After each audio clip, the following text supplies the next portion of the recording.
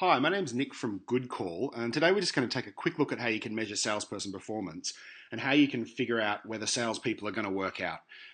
Here's a look at the team performance screen within Good Call, and what we can see for our sales team is that we've got a couple of managers down in Nick, and then we've got a bunch of sales reps who've been working for us. So what we can see in Good Call is that most of the sales reps work 30 to 40 hours per week, which is about right. I can see what that's cost the business. Now, where it gets interesting is I can start to see how many calls that have been made. So Ed's made 420 calls, whereas Jamie's only made 42, and worst of all, Lang's only made 22 calls this week. But what we can see as well is how much time have they spent on the phone. So, Ed worked 32 hours, but he spent 10 hours on the phone, which means he spent 32% of his time working actually talking to customers, which is a really powerful statistic. This time on phone percentage gives you a really interesting indicator of how sales activity will impact your future sales performance. So looking at this, Jamie and Lang here have only spent 3% or 5% of their time on the phone, and the team average is a fair bit higher. What we learn from this is what's the cost per call to the business. So guys like Ed here and Sam down here are spending $2 to $4 per call.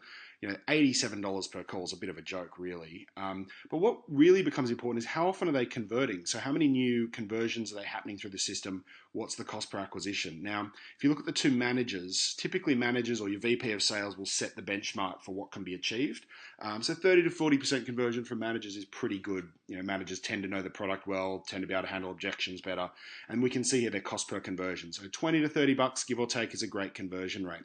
Now, looking downstream here is that Jamie and Lang, you guys are making 3 to 5% of your time actually on the phone, not making enough calls, and your cost per conversion is way too high. It's $200 to $350, and the conversion rate's not too bad. Ed doesn't seem to convert very often, but he makes so many calls that it tends to work out.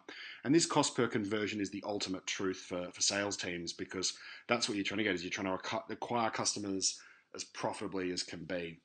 So if this is my team, what I'd be doing is saying, hey, Ed, mate, you've got to slow down. You're making way too many calls.